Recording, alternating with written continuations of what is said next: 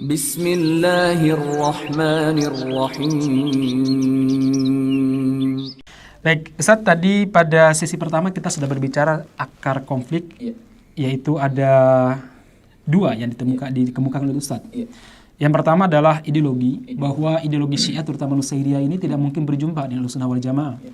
Karena ideologi mereka berangkat dari pengkafiran terhadap Ahlussunnah dan para sahabat sebagai pemegang syarat pertama keilmuan dalam Islam. Bukan hanya itu saja. Mereka menuhankan Ali bin Abi Thalib. Baik. Itu yang harus kita... Maka disebut Alawiyin mungkin ya.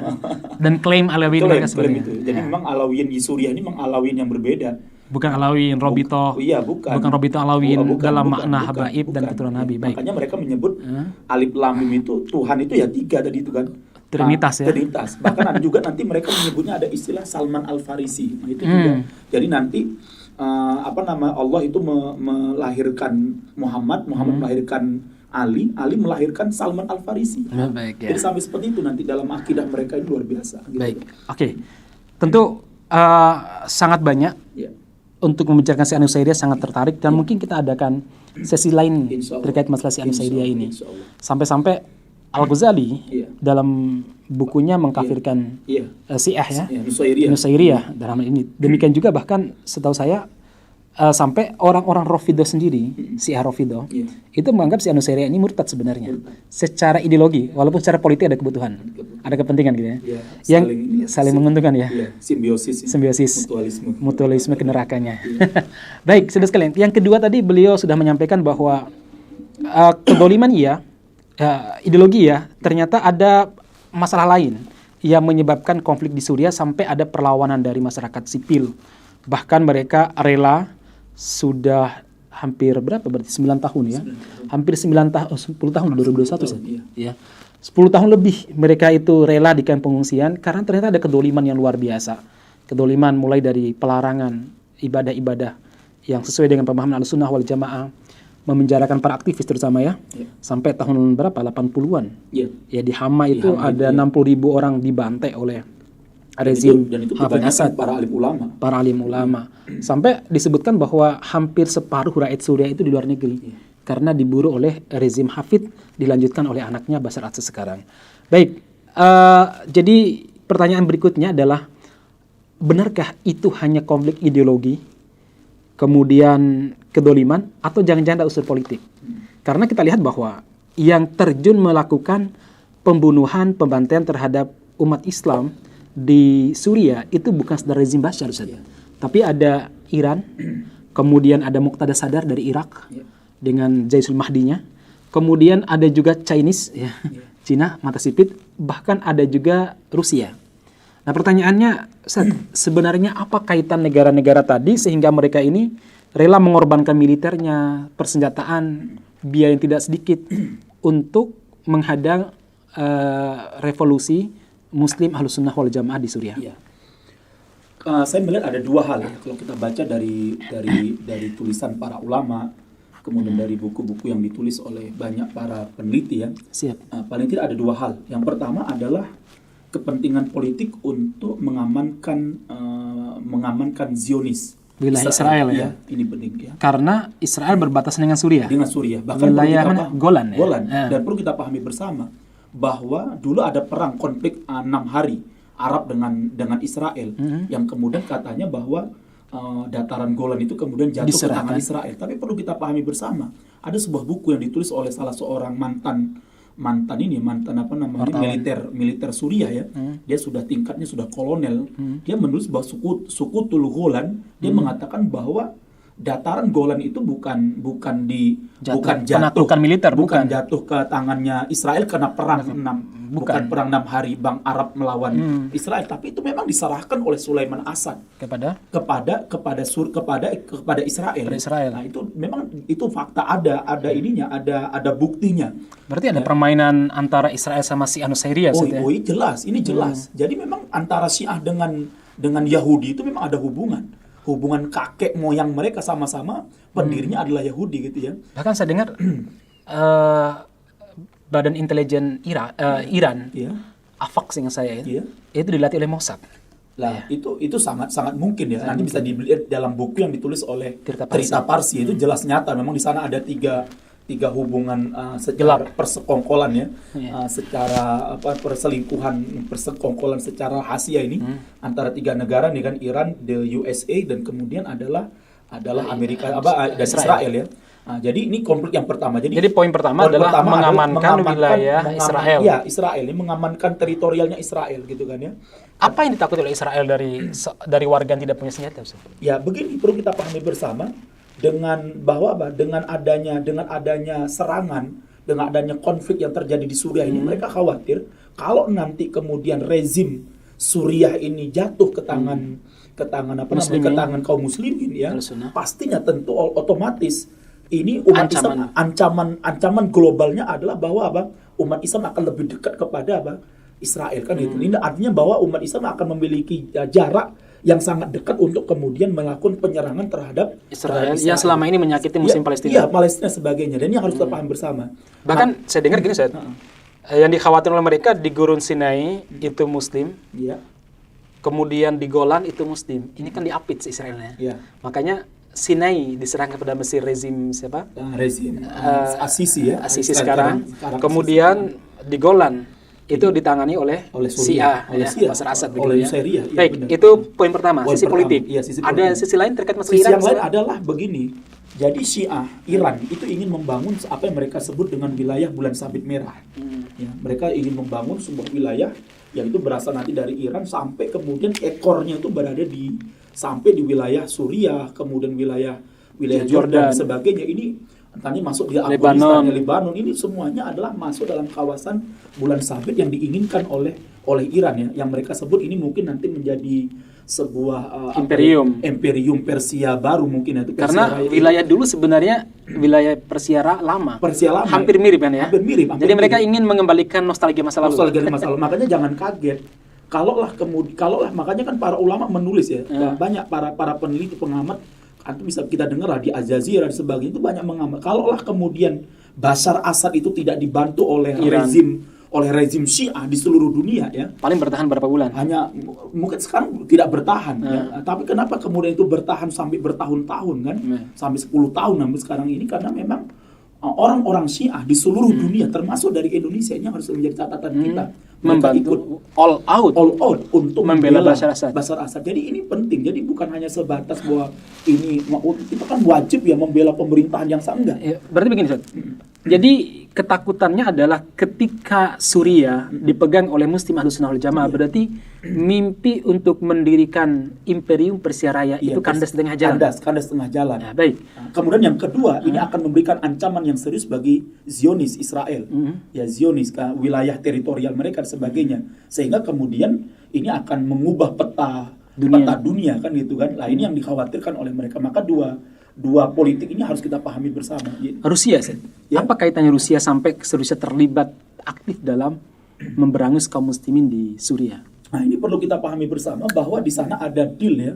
Jadi ada campur tangan. Jadi begini. Jadi ini ada rebutan antara dua kekuatan dunia ya, blok timur dan blok barat. Ini Amerika dengan Rusia. Dengan Rusia ya, kalau dulu adalah Uni Soviet.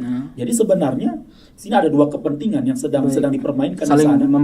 Siapa yang berkuasa? Artinya bahwa tapi perlu kita pahami bersama, umat Islam itu tidak berada di posisi Amerika dan tidak berada di posisi Iran bersama Rusia, dan ini harus dipahami bersama. Sehingga tuduhan-tuduhan yang mengatakan bahwa umat Islam yang ada di Suriah, para teroris ini dilindungi oleh Amerika dan sebagainya, ini jelas adalah merupakan sebuah tuduhan yang tidak benar. Ya, sebuah tuduhan. Walaupun kalau kemudian ketika mungkin ada kelompok-kelompok yang ditemukan seperti itu, sebagian aja. Itu hanya sebagian. Bahkan itu bisa jadi memang itu dibuat supaya memang memecah belah konsentrasi umat Islam, memecah belah persatuan kaum muslimin, memecah belah apa yang hari ini dipahami oleh umat Islam di dunia, seakan-akan bahwa apa yang terjadi di Suriah ini didalangi oleh Amerika Serikat. Ini harus kalau boleh saya simpulkan dari Ustaz yang sampaikan tadi. Jadi kepentingan di Suriah ini banyak kepentingan. Baik, kepentingan kaum muslimin jelas. Mereka untuk membela saudara mereka yang terdolimi. Itu ya. Dan mereka demi kebebasan beribadah kebebasan sebagai seorang manusia. Yang kedua adalah kepentingan, dalam hal ini kepentingan Israel. Dan mungkin termasuk Israel dalamnya adalah Iran. atau mungkin juga bisa juga Israel dalamnya adalah kepentingan Golan ya. Iya. Kemudian ada kepentingan Iran sendiri yang ingin mendirikan sebuah empire. Sebuah imperium Persia tadi ya. Dan yang luar biasa lagi ada kepentingan Amerika Serikat, kan begitu ya. Di mana Amerika sama Rusia mungkin berebutan pengaruh. Begitu ya. Baik. Itu kalau Rusia, kemudian Israel, demikian juga Amerika, kita bisa memahami dan kita tidak berpihak pada situ ya. Tapi yang mengherankan, kenapa orang Syiah sampai Indonesia begitu all out untuk membela rezim Bashar Assad. Bahkan kita dengar ada salah seorang tokoh dan penulis Syiah ya, Dina Sulaiman, yang terus menyerang perjuangan kaum muslimin untuk melawan kedoliman ini.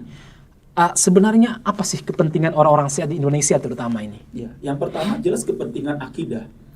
Karena mereka satu akidah, mereka satu keyakinan. Satu marja juga. Satu marja. Ya, sehingga kalau kemudian orang-orang Syiah yang ada di Indonesia ini all out untuk membela Bashar Assad dan sebagainya, karena mereka sangat tidak menginginkan sebuah pemerintahan Syiah atau pemerintahan Bashar Assad yang notabene memang ini adalah sebagai boneka ya, sebagai bentuk implementasi daripada akidah Syiah yang mereka bungkus dengan nama Alawiyyin itu jatuh dan kemudian kembali kepada Islam.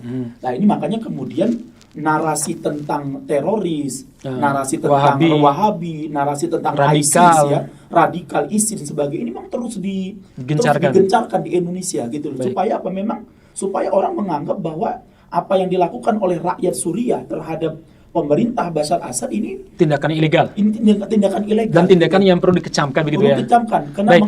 Jadi mereka mencoba menarasikan ini sebagai sebuah tindakan teroris, Wahabi dan lain sebagainya untuk melegalkan tindakan jahat mereka terhadap muslimin Suriah dan menjegal upaya kaum muslimin untuk keluar dari kedoliman. Bisa kita seperti itu. Dan yang kedua, mereka ingin menutupi akidah Syiah mereka, gitu loh. Akidah Syiah mereka yang begitu jahatnya. Yang begitu jahat. Artinya mereka tidak ingin bahwa kami ini sebenarnya satu akidah. Saya dengan Bashar Assad itu misalnya gitu kan. Baik. Jadi mereka tuh ingin menutupi sebenarnya orang-orang Syiah ini sebenarnya kami itu sebenarnya satu akidah dengan Bashar Assad. Kami ini satu akidah dengan Nusairiyah gitu. Tapi mereka malu-malu untuk mengiyakan untuk mengungkapkannya, kemudian akhirnya mereka tutupilah tadi itu dengan tuduhan teroris, radikal dan sebagainya. Baik, gini Zed, oke lah, itu kita bisa pahami. Jadi selama Ustadz hidup di sana, bergaul dengan, baik mungkin para pejuang wajar, mungkin bergaul dengan para pejuangnya mungkin ada lah di antara mereka, dengan para pengungsinya dan ada anak-anaknya. Pertanyaan saya, layakkah mereka disebut sebagai teroris dan layakkah mereka disebut Wahabi? Yang pertama, kalau mereka disebut dengan Wahabi, tentunya sangat jauh dengan apa yang hari ini digambarkan tentang Wahabi ya. Misalnya tentang masalah mengkafirkan ya, misalnya gitu kan ya, bahwa orang-orang ayat Suriah ini suka mengkafirkan, jelas nggak mungkin karena mereka ini Asy'ariyah. Ya, mereka ini Asy'ariyah, akidahnya akidah Syafi'iyah ya. Asy'ariyahnya Asy'ariyah Maturidiyah kan itu fakta sampai hari ini. Sampai hari ini kan, walaupun ada kemudian madhab Hanafiyah, Hambali itu hanya segelintir orang saja gitu kan. Lantas kemudian bagaimana mungkin syarat-syarat atau indikasi-indikasi Wahabi itu kemudian disematkan kepada rakyat Suriah yang melawan rezim Bashar Assad. Iya, mendolimi mereka selama yang mendolimi mereka itu tidak bisa, karena kita di sana tidak menemukan itu semua. Bahkan mungkin sebaliknya. Iya. Seperti kunut. Wahabi anti kunut misalnya. Iya, ya artinya apa yang kita hari ini rasakan bahwa kita dituduh Wahabi itu ternyata di sana tidak demikian sebagaimana dituduhkan. Makanya kalau kemudian sekarang digiring bahwa orang-orang rakyat Suriah ini adalah Wahabi sebagian, jelas ini adalah ini kejahatan fakta ya. Artinya mereka ingin menggelapkan, mereka ingin menggiring kepada sebuah fakta yang tidak benar. Ya, baik. Jadi istilah Wahabi ini, Wahabi pertama dulu, itu nggak layak untuk distempelkan bagi kaum muslimin yang melawan rezim Bashar Assad. Karena bagaimanapun ternyata dalam kehidupan mereka adalah apa? Ritualitasnya, ritual ibadah mereka persis sama dengan teman-teman NU di sini Indonesia. Sama. Iya, mereka kunut, mereka mana-mana bawa tasbih. Iya, kemudian tahlilan. Ya. Jadi kita hidup di sana sama sebagaimana kita hidup di kampung-kampung NU kan ya? Di kampung-kampung NU gitu. Iya, baik. Ini sangat nggak layak sekali kalau disebut Wahabi. Baik. Artinya apa? Ada tokoh-tokoh NU Iya. yang melabeli perjuangan melawan rezim Syiah Nusairiyah ini sebagai perlawanan Wahabi. Iya. Segera bertobat ya. Iya. Karena ini adalah apa? Tuduhan yang terhadap tradisi dan budaya teman-teman di sini sebenarnya kan begitu ya, Ustaz? iya, sama Baik. gitu ya. Itu dari Wahabi, Ustaz. Iya, dari Kalau Wahabi. teroris, Dari- layakkah mereka disebut teroris? Begini ya. Saya bagaimana mereka disebut teroris? Atau Ya, jangan-jangan kita mendefinisikan teroris sebenarnya dulu iya, apa? sebenarnya ya makanya kan kita harus dudukkan dulu. Nah, Teroris itu apa? Kan gitu. Definisi terorisnya apa? Layakkah orang yang dibantai, orang yang dibunuh, orang yang disembelihi, orang yang ditembak secara sadis, dijatuhi ribuan bom ya. lalu melakukan perlawanan Kemudian mereka membela diri mereka untuk melawan. disebut teroris. Kemudian disebut teroris. Sedangkan yang membantainya, membunuhnya, menyiksanya kemudian dianggap sebagai pahlawan. Iya. Ini saya melihat ini jelas ini adalah sesuatu yang Narasi penyesatan yang luar biasa. ini penyesatan informasi yang sangat berbahaya. Dan itu Sangat kejahatan kemanusiaan yang sangat mengerikan sebenarnya. Betul. Karena secara tidak langsung bahwa menuduh teroris bagi mereka yang melakukan perlawanan terhadap kedoliman, Iya. mencoba membela harga diri, Iya. bahkan anak istri mereka diperkosa, mereka mencoba benar. untuk melawannya. Ini sebagai sebuah kejahatan kemanusiaan. Iya, ini kejahatan perang. Kejahatan Ini perang genocide ya. Ya. Dan itu kita bisa lihat PBB berkali-kali mengatakan bahwa Bashar Assad telah melakukan sebuah kejahatan perang. Dia telah membantai ribuan, bukannya ribuan, ratusan ribu, Bahkan jutaan. bahkan juta. Iya. Ya. Nah, makanya sangat aneh kalau kemudian ada sekelompok orang yang kemudian mulai menggiring bahwa Bashar Assad ini tidak salah, bahwa Bashar Assad ini benar, dia baik. Ini melawan fakta. Ya, ini menutupi sebuah fakta yang terang benderang. Ibarat matahari yang terang tuh mau ditutupi pakai sesuatu yang pakai kain doang, itu nggak akan mungkin bisa gitu loh ya. Kecuali memang orang yang matanya buta ya. Kecuali Mata hatinya buta. Ya, Allah sudah butakan mata hati Baik. dia seperti itu. Ya. Ustaz, kalau kita sebutlah ini adalah perlawanan terhadap kedoliman, Iya. salahkah kita kalau memberikan bantuan kepada mereka di Suriah? Memberikan bantuan ya, mengirim obat-obatan, mengirim para dokter, tenaga medis. Soalnya narasi yang ada hari ini, terutama kemarin ketika Dina Sulaiman mengatakan demikian, bahwa dana itu masuknya kepada para teroris. Ya, benarkah demikian atau Ustaz punya pandangan lain? Ya. Jadi begini ya, ketika saya berada di Suriah tahun 2013 sebagai relawan kemanusiaan, hati kita itu nangis itu begini. Kita mendapatkan rumah sakit milik non Muslim, milik orang-orang milik LSM ya mungkin ya, dari Perancis, dari Kanada, dari Jerman, itu sangat banyak. Padahal mereka ini non Muslim. Mereka ini ya non kafir kan gitu kan, non Muslim ya. Mereka datang ke sana dengan membawa medis, membawa obat-obatan, mendirikan rumah sakit, lapangan dan sebagainya. Sedangkan mereka berbeda akidah, berbeda agama dengan Islam. Terjun. Bahkan banyak relawan-relawan mereka yang juga akhirnya kena tembak, ada yang kena bom, dan itu mereka ceritakan. Karena saya sempat mengunjungi beberapa rumah sakit milik Kanada, kemudian Prancis yang berada di Latakia.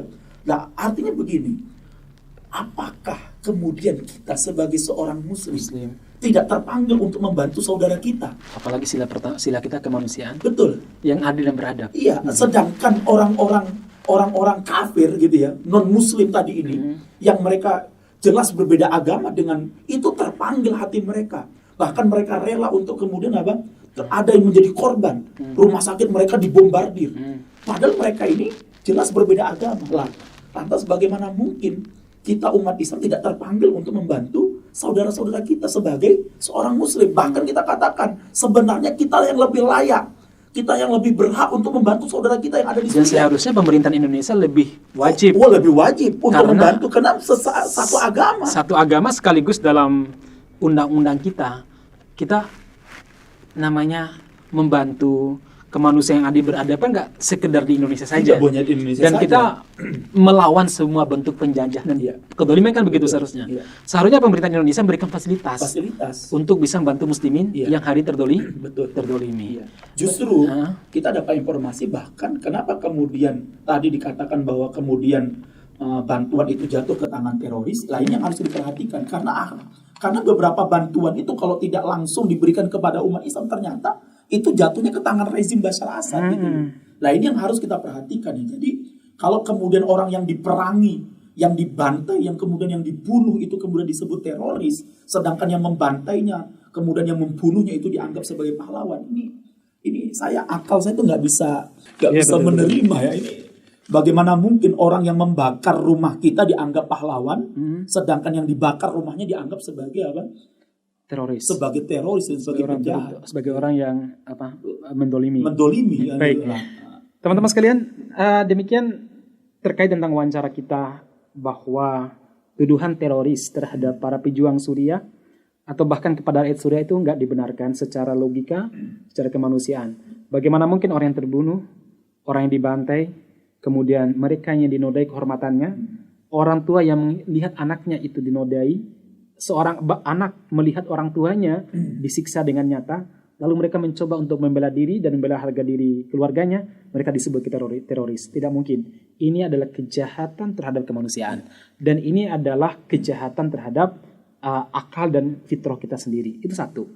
Yang kedua yang bisa kita ambil kesimpulan dari apa yang beliau sampaikan tadi, ternyata kepentingan politik dalam hal ini adalah Iran, Syiah sebagai aktor Syiah, Amerika, Rusia, dan Israel sangat pekat sehingga terjadi pengkaburan luar biasa terhadap perjuangan muslimin di Suriah. Dan yang terakhir, saya juga pernah mendengar langsung dari dokter Kanada ketika kita sampai di sana, bahwa untuk membantu orang Suriah, untuk membantu kaum muslimin yang tertindas di Suriah, Anda tidak harus menjadi seorang muslim. Anda cukup menjadi manusia. Artinya kalau Anda manusia yang masih punya kemanusiaan, Anda akan terpanggil untuk membantu mereka.